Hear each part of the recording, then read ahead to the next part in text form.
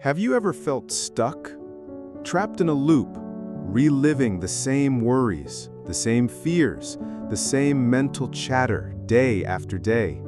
As if your mind were on a roller coaster you can't stop, always experiencing the same descents into anxiety and descents into frustration. This constant mental noise, this feeling of being overwhelmed, that isn't you. It's just the program that is currently running. Imagine for a moment that your brain is the most powerful computer ever created, a biological machine with a nearly infinite processing capacity, capable of learning, adapting, and creating incredible realities. Now, like any computer, it runs on the software that has been installed on it. Programs that were written by your education, your experiences, your successes, and above all, your failures. Many of these programs, installed years ago, run on autopilot. They dictate your reactions, your emotions, and your thoughts before you even realize it. And over time, just like any system, it can become overloaded, infected with the viruses of self-criticism and doubt, slowed down by the malware of rumination about the past and anxiety about the future. The result? A system that spends all its energy managing its own errors, instead of using it to create, grow, and live in peace.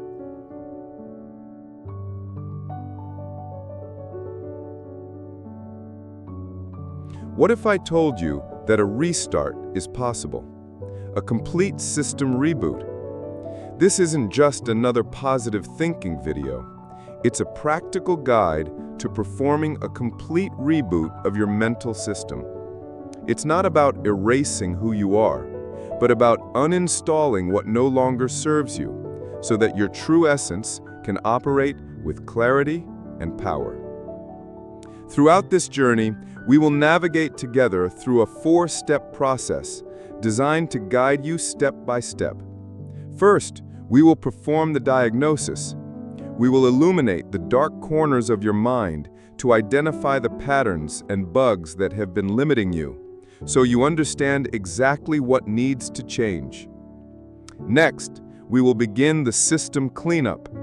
I will share with you practical tools to uninstall old thinking habits, release the weight of the past, and silence the mental noise. Then, the most powerful part, the installation of new programs. We will explore new and powerful mental models, like the growth mindset and Stoic wisdom, that will serve as your new operating system, prepared for resilience and clarity. And finally, we will ensure this change lasts, with maintenance and optimization, creating the rituals and routines that will guarantee this update is permanent. So find a comfortable place. If you can, put on your headphones.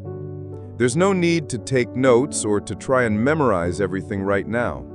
Just allow yourself to listen. Allow yourself to absorb. You can listen while you work, while you relax, or even as you fall asleep, letting these ideas gently seep into your subconscious. The process to reboot your brain and change the way you think begins now.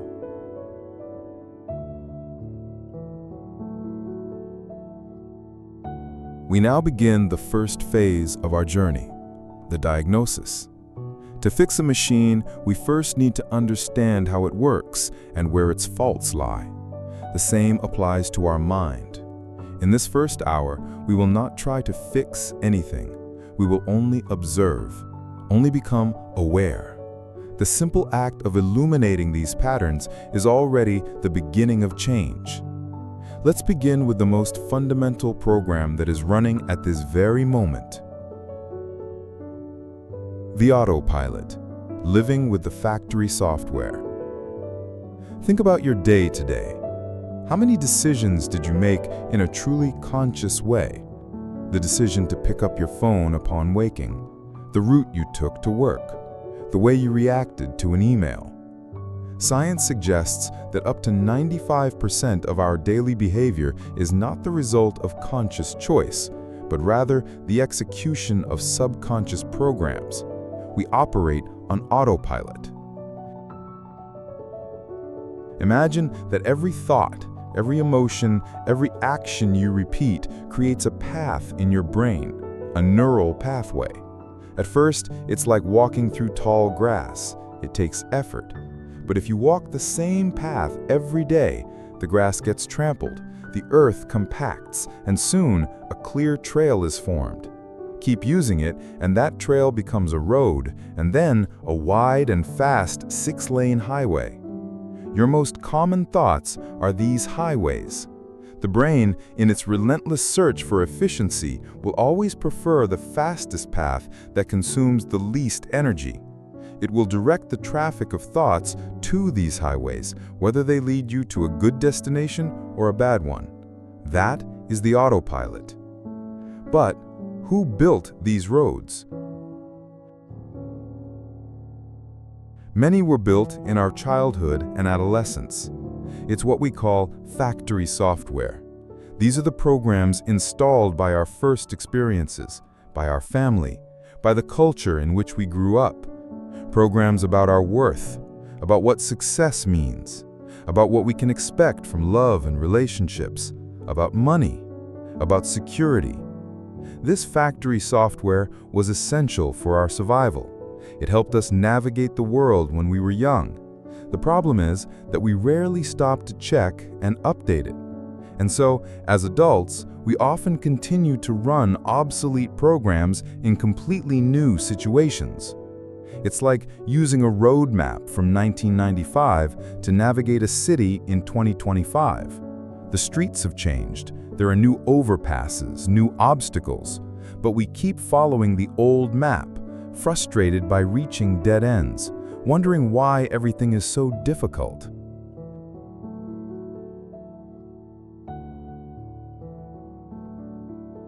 The first step of our diagnosis is this: to recognize that an autopilot exists, that a large part of your mental life is being governed by programs you did not consciously choose. There is no blame in this. It's just how the machine works. The question I leave you with to reflect on as we continue is, what are the busiest highways in your mind, and where have they been taking you lately?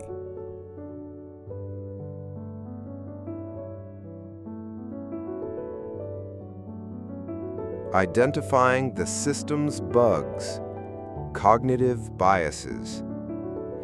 Now that we understand the autopilot, let's deepen our diagnosis. All software, no matter how advanced, has bugs, small flaws in the programming that lead to processing errors. In our brain, these bugs are called cognitive biases. They are not personal flaws. They are universal errors of the human operating system, mental shortcuts that, while sometimes useful, often distort our perception of reality. Let's analyze 3 of the most common bugs that might be slowing down your system and making it inefficient. The first bug is perhaps the most treacherous: confirmation bias.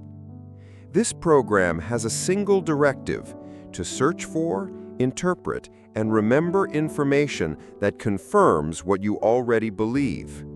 It creates an echo chamber inside your own mind. If you believe you are not good enough, confirmation bias will act as an internal search engine, ignoring all evidence of your success and qualities and presenting you with a detailed list of all your small mistakes and failures. It filters reality. If you are convinced that your boss doesn't like you, you will interpret a neutral "good morning" as sarcasm, and a request for a revision as proof of your incompetence. You will ignore praise and opportunities because they don't fit the existing program. This bug keeps us trapped in our own stories, turning beliefs into certainties, even if they are false and destructive. The second fundamental bug is the negativity bias. Our brain wasn't designed to make us happy. It was designed to keep us alive. For our ancestors, paying attention to that one snake in the grass was much more important than admiring the 10 beautiful flowers next to it. The one who focused on the threat survived. We inherited that operating system. Our mind works like Velcro for negative experiences and Teflon for positive ones. You can receive 10 compliments and 1 criticism on the same day. Which one will you be thinking about before you fall asleep? The negativity bias is the hyper-vigilant security guard of your system. It scans every piece of incoming data, a conversation, a look, an email, for potential threats. The problem is that its threshold is too low. It flags dangers where none exist, filling your day with small anxieties and worries. It makes a small mistake seem like a catastrophe and overshadows the many things that are going well. Finally, the third bug we will diagnose is the present bias. This is the program that makes us value a small reward now much more than a large reward in the future. It's the reason we procrastinate, the reason we choose the instant gratification of a dessert over long-term health. Your brain says, a small dose of pleasure now is better than a large dose of well-being later. For our ancestors, this made sense. The future was uncertain, so eating the fruit today was smarter than saving it for a week that might never come. But today, this sabotaging bug prevents us from building the future we desire. It makes it incredibly difficult to save money, learn a new skill, maintain an exercise routine, anything that requires a small sacrifice now for a large benefit later. It's the program that whispers, "Start tomorrow," or "just one more episode." Confirmation bias, negativity bias, present bias. These are just 3 of the bugs operating beneath the surface, distorting your reality and dictating your choices without your permission. Identifying them is the first step to correcting them.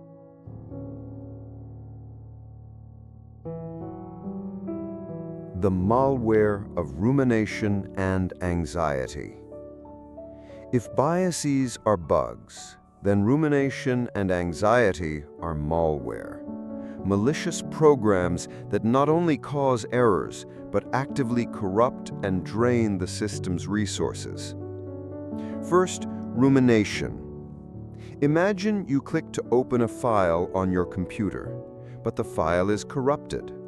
The computer tries again, and again, entering an infinite loop. The spinning wheel won't stop, the processor heats up, the fan goes wild, and the entire system slows down, almost paralyzed. Rumination is exactly that. It's the mind trying to open and solve a file from the past, a mistake you made, a conversation that went wrong, an injustice you suffered. The mind gets stuck in that loop, replaying the scene over and over, looking for a solution that doesn't exist because the event is already over. Rumination disguises itself as problem solving, but it is not. It is just self-inflicted torture. It consumes an immense amount of your mental RAM, leaving you with no energy for the present. It leaves you exhausted, sad, and trapped in a version of the past that cannot be changed.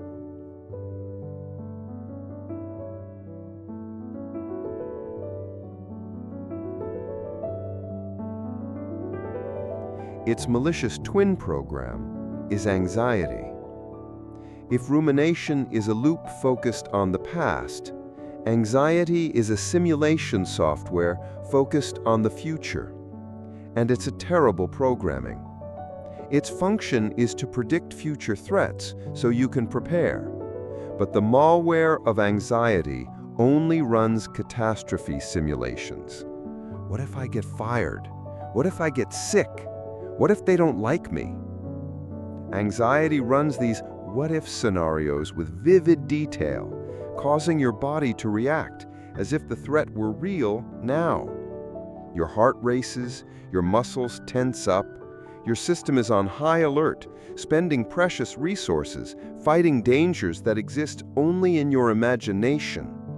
It's like having a weather forecast program that only predicts hurricanes every single day. After a while, you live in a constant state of panic, exhausted from preparing for storms that never arrive.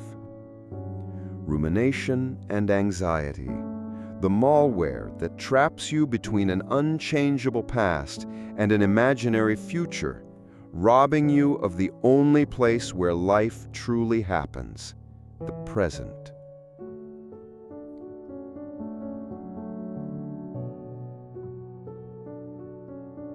And here we conclude our diagnosis. We have seen the autopilot and its factory programs.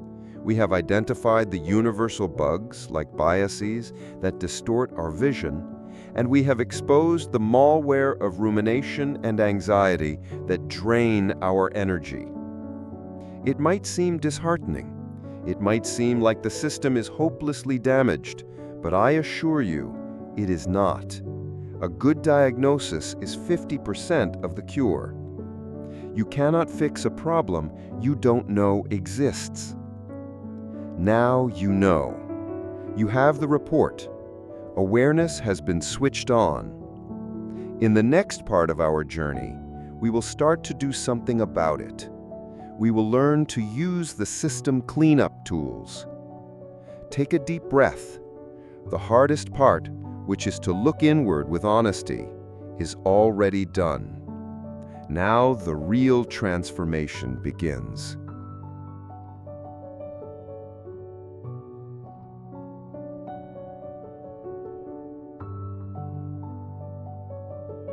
We will focus on 3 powerful mental cleanup tools. Think of them as your antivirus software, your disk cleanup tool, and your defragmentation program. We are not going to fight the mind. Instead, we will learn to use its own capabilities to purify and restore itself.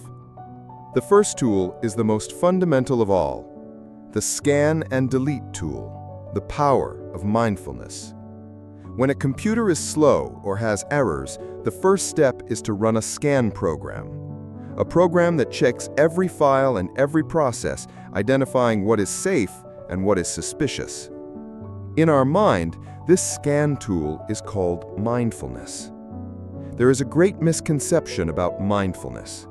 Many believe it means emptying the mind or stopping your thoughts. This is not only impossible, but it also creates frustration. Trying to stop thoughts is like trying to stop the ocean's waves, a losing battle. The goal of mindfulness is much simpler and more powerful. It is learning to sit on the shore and watch the waves of thought, without being swept away by them. It is to create a space, a small buffer of silence between the appearance of a thought and your reaction to it.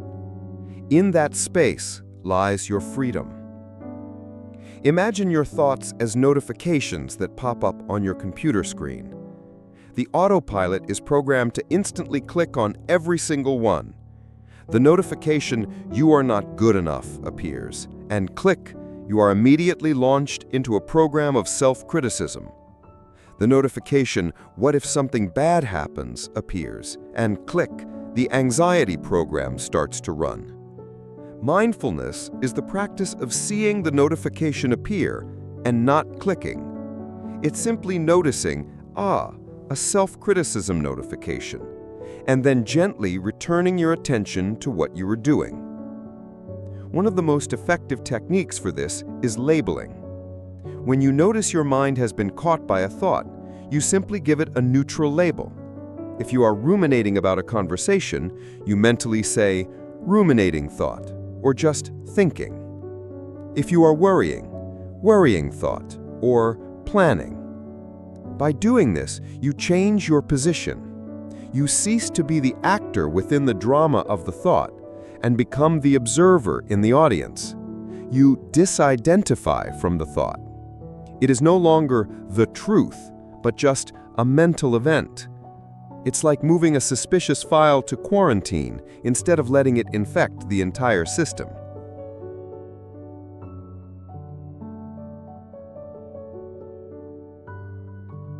Let's try this together for a few moments. You don't need to do anything special. Just follow the sound of my voice.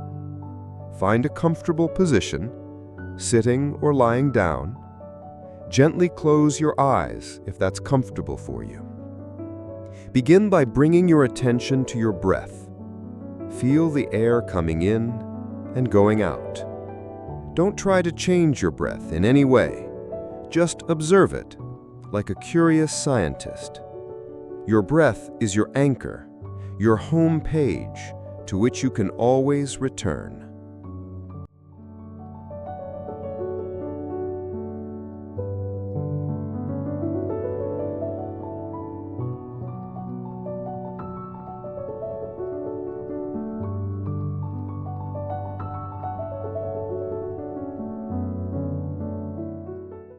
Sooner or later, your mind will wander. This is normal. It's what minds do. When you notice you've been distracted by a thought, a memory, a sensation, your task is simple. First, gently acknowledge that your mind has wandered, without judgment. Then, mentally label the thought. Perhaps it's worry, or memory, or sound. And then, with the same gentleness, guide your attention back to your anchor, the sensation of your breath.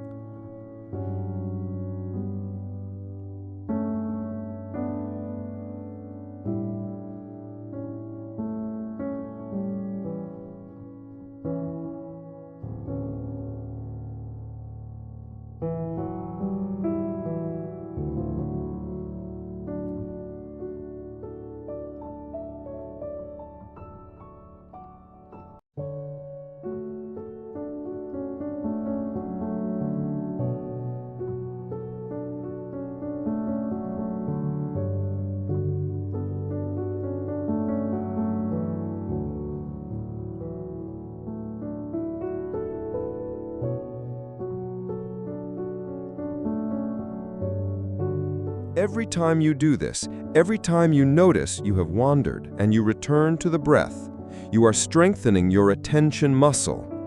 You are rewriting your autopilot. You are training your brain not to click on every notification.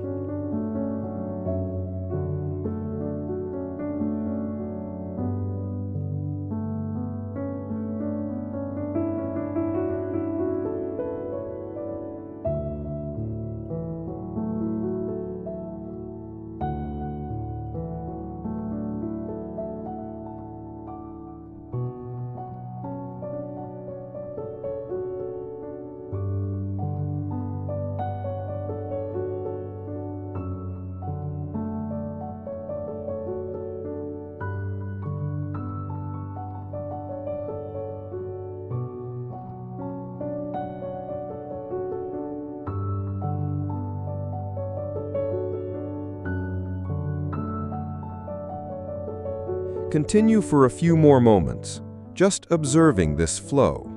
Thoughts come and go like clouds in the sky, and you remain, the vast, peaceful sky that holds all the clouds.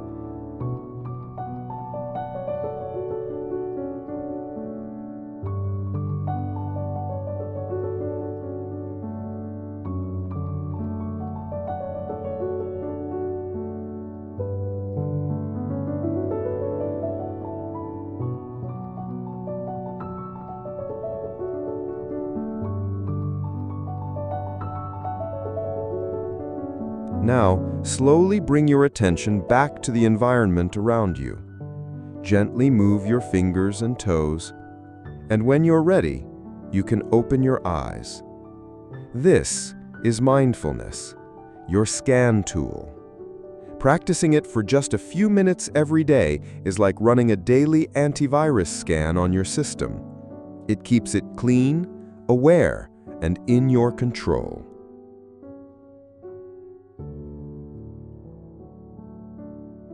The information detox, clearing the cache memory.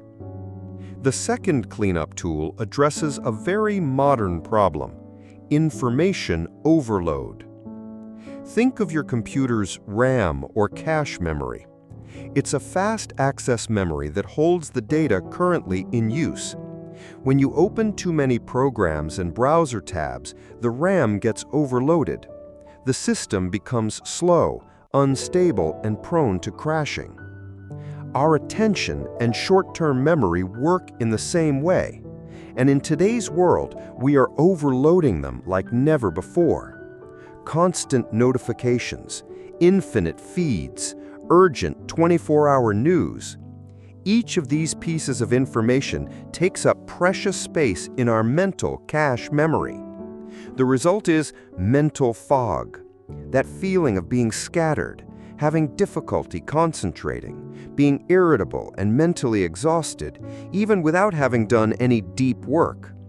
Your processor is at 100%, just trying to manage the informational junk.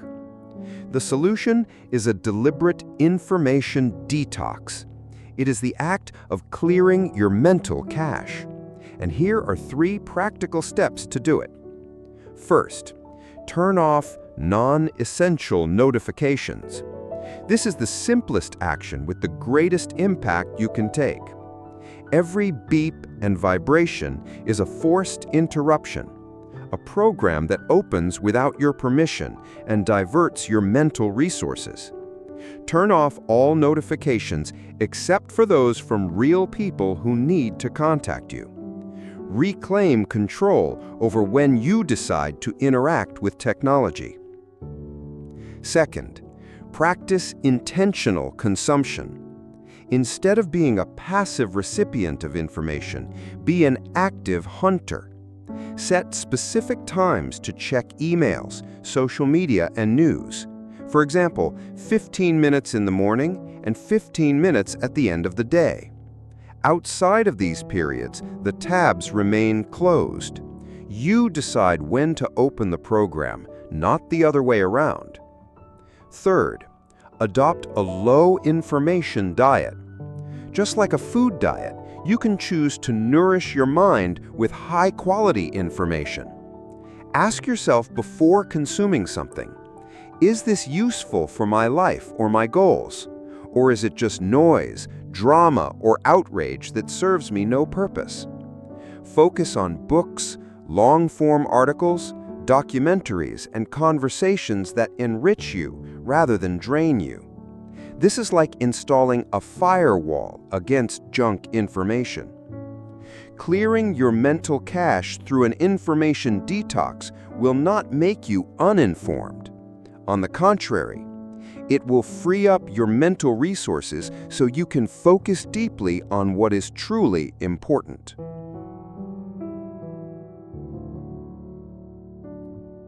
Reformatting the hard drive of the past. Reframing.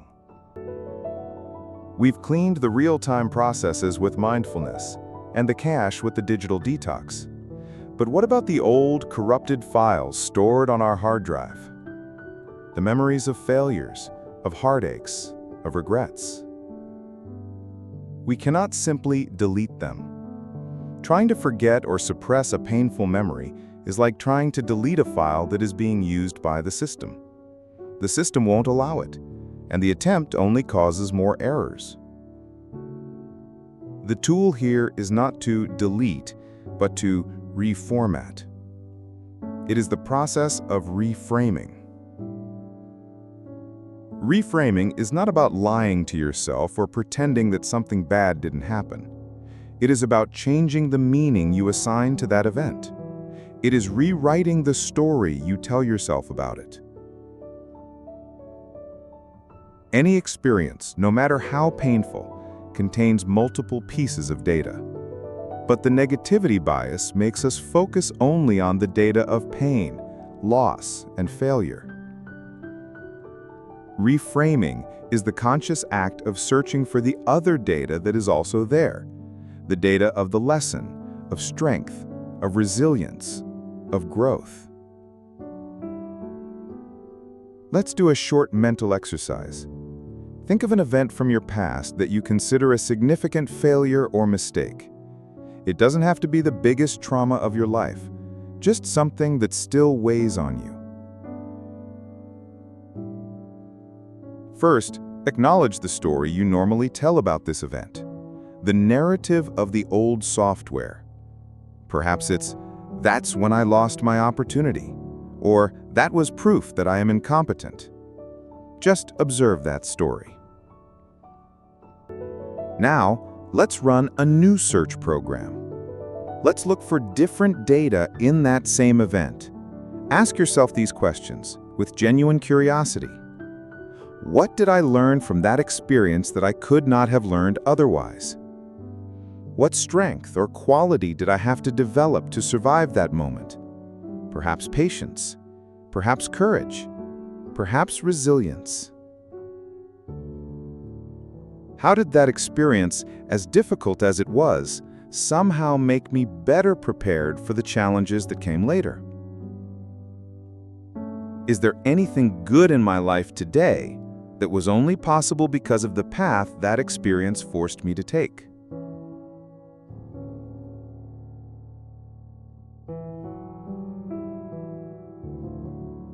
You are not invalidating the pain. The pain was real. You are just adding more chapters to the story, the complete story. The old story was, "My business failed. It was a humiliating failure." However, that experience taught me lessons about finance and marketing that were crucial for my later success, and it showed me who my true friends were. Do you see the difference? The event is the same, but its meaning in your system has been reformatted. The corrupted file that caused a failure error has been rewritten to become a learning file. This is deep work. It is the work of becoming the author of your own story. And with this, we complete the cleanup phase. We used mindfulness as our scan tool to give us the power to choose not to react on autopilot. We used the information detox to clear out our mental cache, freeing up focus and energy. And we used reframing to begin reformatting the painful files of the past, transforming them from sources of pain into sources of wisdom. Your system is now cleaner, lighter. There is space. A clean and empty hard drive is the prerequisite for the next step, the most creative and exciting phase of our journey. In the third part, we will fill this space. We will begin to install the new software, powerful new programs designed for growth, resilience, and clarity. The cleanup is done. The installation is about to begin.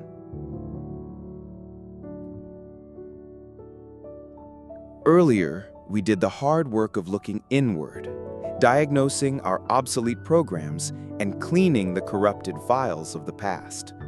We now have before us a clean system, an empty space full of potential. This is the phase of creation, the installation phase. A computer with a formatted hard drive is useless until you install an operating system and the essential programs. In the same way, our mind, now clearer, needs new models of thought, new software that is deliberately chosen by us to build the reality we desire. In this hour, we will install 3 fundamental programs and understand the mechanism that makes all this possible.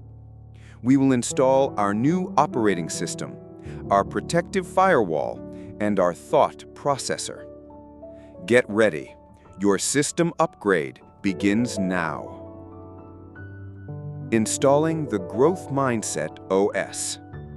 The first and most important upgrade we will make is the installation of a new operating system. The OS is the base software that manages all other programs and resources. The default operating system many of us run on is called Fixed Mindset 1.0. The premise of the fixed mindset is simple and limiting. It says that our qualities, our intelligence, and our talents are fixed traits, like the hardware of an old computer. You were born with a certain amount of RAM and a certain processor, and there's not much you can do to change that. When you operate with this OS, your main goal is to look smart and talented at all costs. You avoid challenges because in them you risk failing and exposing your limitations. You see effort as a sign of weakness. If you were really good, you wouldn't need to try so hard. And the success of others is a threat because it serves as a yardstick that measures your own shortcomings. Today, we will uninstall that system and install its newest and most powerful version, the Growth Mindset OS. The premise of the growth mindset is revolutionary. It says that our abilities and intelligence can be developed through dedication, strategy, and hard work. The brain and talent are just the starting point. In this new operating system, the goal is no longer to look good, but to get better. Challenges are no longer threats. They're seen as opportunities to grow and learn. Effort is not a sign of weakness, but the algorithm needed to build new skills.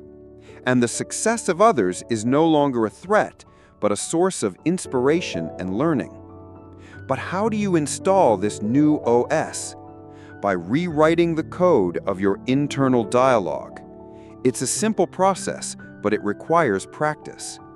When the old program says, "I can't do this," you consciously add one word to the end of the sentence. I can't do this yet. That small word, yet, opens the door to possibility. When the old program says, I made a mistake, I'm a failure, the new OS translates it to, I made a mistake, and that is data. What can I learn from this data so I don't repeat it? The mistake is no longer a verdict on your identity, but valuable information. When the old program says, this is too hard, the new OS reframes it as, this will require me to develop new strategies and to put in effort.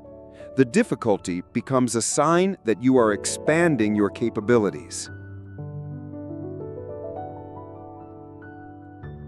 Installing the growth mindset is the most fundamental upgrade you can make. It is the belief that you are not a finished product, but a work in constant progress. It's the permission you give yourself to be a beginner, to make mistakes, to learn, and ultimately to evolve beyond your self-imposed limits. The Stoic Firewall. The Circle of Control. With our new operating system installed, we need robust security software, a program that protects our internal system from the chaos and negativity of the external world. That program is the Stoic Firewall. A firewall on a computer examines incoming data from the network and decides what is allowed in and what must be blocked. The Stoic Firewall does exactly the same with life's experiences. Its programming rule is based on a principle over 2,000 years old called the dichotomy of control. It's a simple yet profoundly transformative idea. In life, there are things we can control and things we cannot control. What can we control? Only our inner world. Our thoughts, our judgments, our choices, our actions. What can we not control? Essentially everything else. What other people think or do, the economy, the weather, the traffic, the past, the future. The Stoic Firewall operates with a clear directive to focus 100% of your energy, your attention, and your processing power on what is inside your circle of control, and to practice radical acceptance for everything that is outside of it. Let's see how it works. You are stuck in traffic. The old software gets furious, stressed, focused on the external event it cannot control. The system overheats, wastes energy, and suffers unnecessarily. With the Stoic firewall installed, the external event, traffic, is identified as outside of control. The firewall blocks the automatic reaction of anger. Instead, your processor focuses on what is inside your control. What can I do right now? I can take a deep breath. I can listen to some calming music. I can listen to this audio. I can accept the situation and maintain my inner peace. Someone criticizes you unfairly. The external event, criticism, is flagged by the firewall. You cannot control the other person's opinion, but you can control your reaction. You can choose not to let that opinion corrupt your self-esteem file.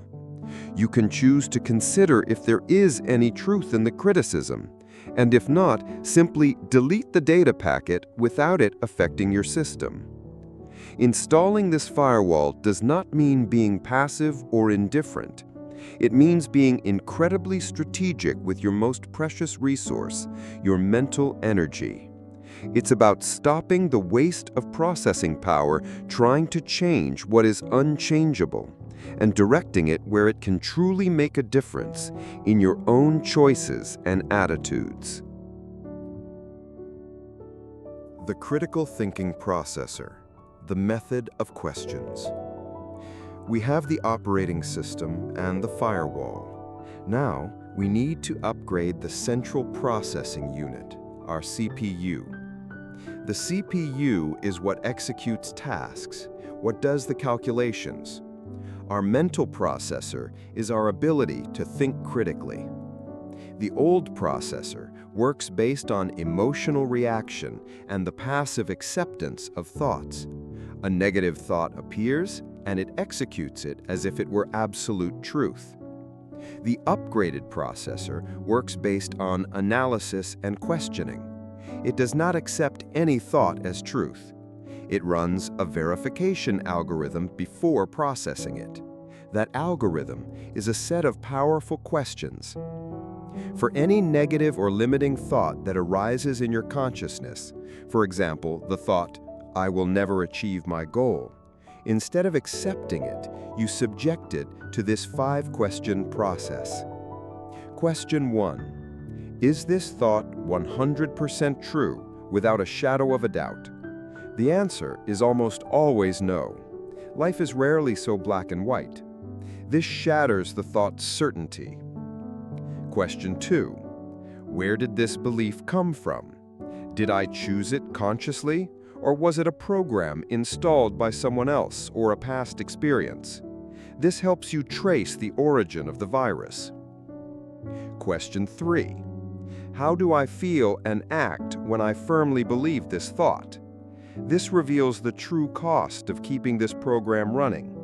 The answer is usually, I feel unmotivated, anxious, and I end up procrastinating. Question 4.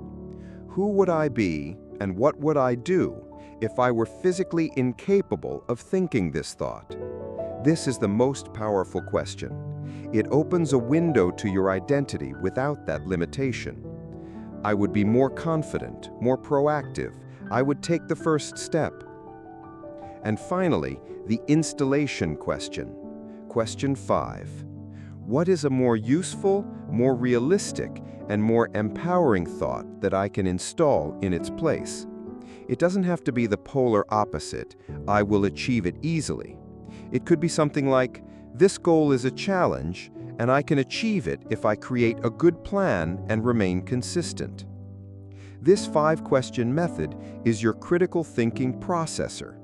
It transforms you from a passive user of your mind into a systems analyst who dismantles limiting beliefs piece by piece and replaces them with ones that better serve you. Activating neuroplasticity. You are the programmer. We've installed a new operating system, a firewall, and a processor, But how do these changes become permanent? How do they go from being a conscious effort to our new autopilot? The answer lies in the most beautiful and hopeful concept in modern neuroscience: neuroplasticity. For a long time, it was believed that the adult brain was like a printed circuit, fixed and unchangeable. Today, we know that is not true. The brain is like a reconfigurable circuit board. It has the physical ability to reorganize itself, to form new neural connections, and to strengthen others based on our thoughts and experiences. This means that every time you choose a growth mindset thought, every time your stoic firewall blocks a reaction of anger, every time your critical processor questions a limiting belief, you are not just thinking differently, you are acting like an electrical engineer inside your own brain. You are directing the flow of energy away from the old, worn-out neural highways of negativity and sending that energy to build new paths. At first, these paths are like the trails in the tall grass we talked about in Part 1. They require conscious effort to travel. But with repetition, with consistent practice, these trails become roads, and eventually they become the new highways, the new autopilot. This is the final revelation of this installation phase. You are not your software. You are not the programs that were installed in you. You are not even your hardware. You are not limited by your initial configuration. You are the programmer. You are the engineer. You have the ability at every moment to rewrite your code and reconfigure your circuits.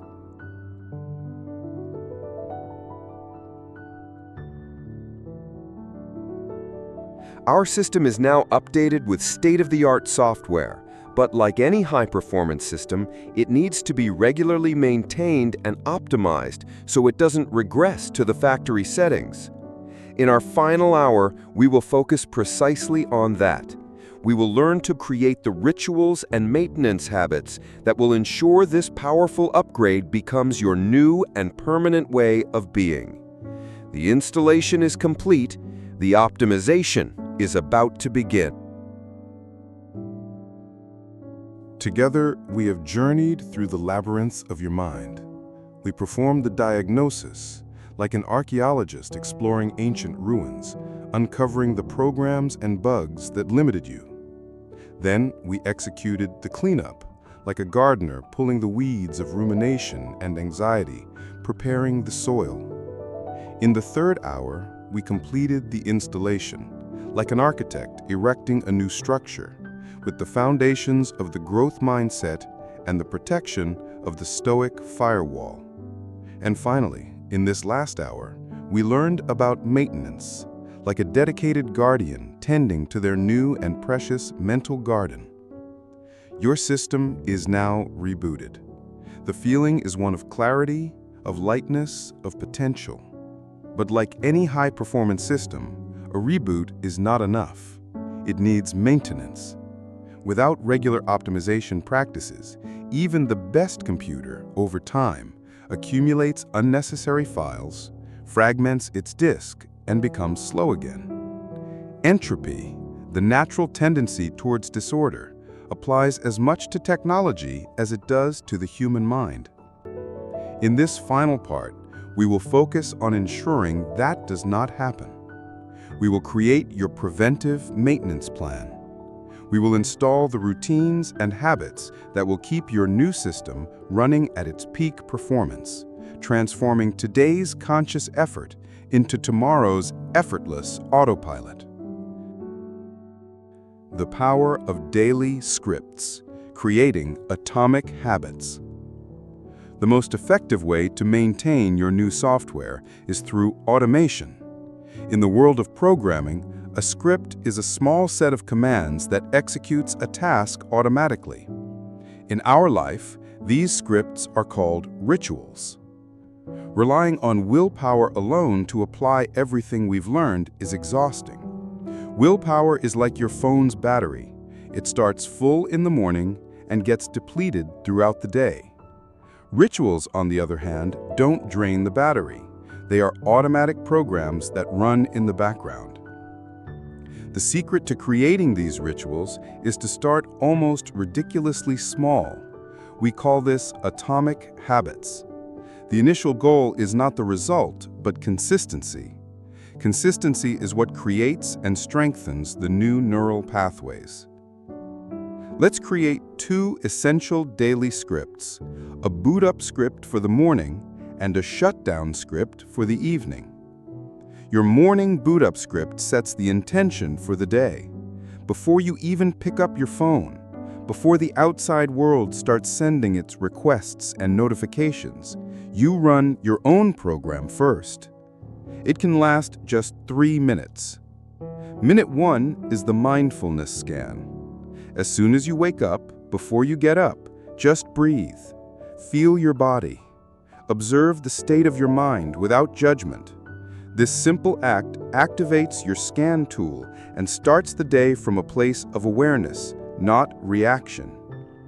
Minute 2 is the gratitude installation. Think of one single thing you're genuinely grateful for. It can be something big or small. The warmth of the blankets, the sound of rain, a person in your life. Gratitude is the direct antidote to the negativity bias. It is a program that trains your brain to look for what is working well. Minute 3 is the intention upload. Set a simple, positive intention for your day. Not a long to-do list, just one quality you want to embody. Today I will be patient. Today I will face a challenge with curiosity. This loads your growth mindset OS for the day ahead. 3 minutes, that's all. So small, it's almost impossible not to do it.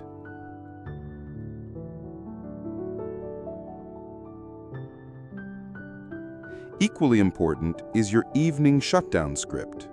It helps the system process the day and prepare for restorative sleep. First, the digital detox.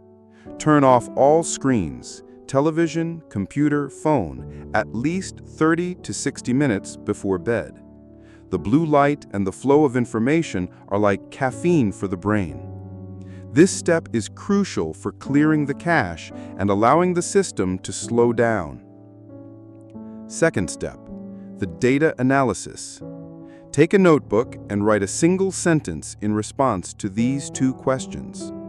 What went well today? And what did I learn today? The first reinforces the positive. The second transforms even challenges into learning data, activating your growth mindset.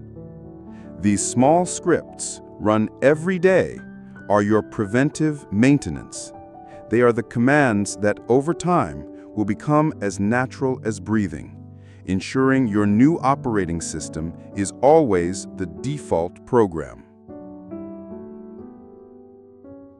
The practice of journaling as a debug tool. Daily rituals are your automatic maintenance, but sometimes more complex errors arise, an unexpected bug, an emotional system crash. In these moments, we need a deeper diagnostic and repair tool. That tool is journaling, the practice of writing. Think of your thoughts as thousands of lines of code running chaotically inside your head. Trying to understand them just by thinking about them is like trying to find a typo in the middle of a hurricane of letters. Writing is the act of extracting that code from your mind and placing it on a screen or a sheet of paper. Suddenly, chaos becomes organized. The invisible becomes visible. You can look at your thoughts with the distance of a programmer analyzing their code. It is the most effective debug tool that exists. You don't need to be a great writer. The quality of the writing is irrelevant. What matters is the process of externalization. Here are 3 simple debugging techniques through writing. Technique 1, the brain dump. This is the simplest. Take a sheet of paper and write without stopping for 5 or 10 minutes. Write down everything that comes to mind, without filter, without censorship. Fears, to-do lists, frustrations, ideas, everything. This works as a diagnostic report of your system's current state. Often, just the act of getting the mental clutter out of your head solves 80% of the problem. Technique 2, the debug of a negative thought. When you feel stuck in a particularly difficult thought or emotion, use writing to run the critical thinking processor we installed in Part 3. Write the thought at the top of the page, for example, "I ruined everything on that project," and then write down the answers to the 5 questions we learned. Seeing them in writing makes their irrationality obvious and the new belief much easier to install. Technique 3, the Stoic post-crash report. After a bad day or an experience that didn't go as planned, use writing to apply your Stoic firewall. Divide a page into 2 columns. In the first column, write "outside my control." In the second, "inside my control." List all aspects of the situation in each column. This visual exercise trains your brain to focus where it truly has power, transforming regret into strategy. The regular practice of journaling is your conversation with your own source code. It is your personal laboratory for self-analysis and conscious rewriting. Scheduling system updates. The weekly reflection. Daily maintenance is essential. Deep debugging when necessary as well. But to ensure long-term optimization, we need one last practice: the scheduled maintenance. It is a moment when you step back from the day-to-day work and look at the system as a whole, a time to check for updates, optimize performance, and set the direction for the following week. Set aside 15 minutes for yourself at the end of each week. Sunday evening is a popular time for this. It is your management meeting with yourself. During this time, with a notebook or a document open, reflect on these 3 simple update questions. Question 1. What was my biggest win or upgrade this week? It could be a challenge you overcame, a habit you maintained, or a moment you successfully used one of our new tools. Celebrating progress reinforces the new circuits. Question 2. Where did the old system try to come back? Was there a moment when the negativity bias was strong, where rumination caught you? Identifying these moments without judgment is crucial to understanding your triggers and preparing better for the future. Question 3. What is the #1 update I want to focus on next week? Don't try to fix everything at once. Choose a single thing. Next week, I will focus on not complaining. Next week, I will practice labeling my anxious thoughts. One small adjustment at a time. This weekly reflection is your compass. It is what ensures that your evolution is not accidental, but deliberate. It is what keeps you firmly in the programmer's seat, actively guiding the continuous optimization of your system. The tools, techniques, and metaphors we have explored are just signposts. They are fingers pointing at the moon. The goal was never the finger, but for you to see the moon, your own awareness, your own innate power to choose, to create, and to change. This audio is not an arrival point. It is a starting point. The reboot is complete. The manual has been delivered to you. Now, real life is your practice ground. Be patient with yourself. There will be days when the old system will try to return. That is normal. The difference is that now you have the manual. You know how the system works, and you know how to restart it. The power to rewrite your code, to reconfigure your circuits, and to define your experience of life was never outside of you. It was always there, waiting to be activated. Your new programming is online. Your new system is active. Welcome to the rest of your life, consciously created by you.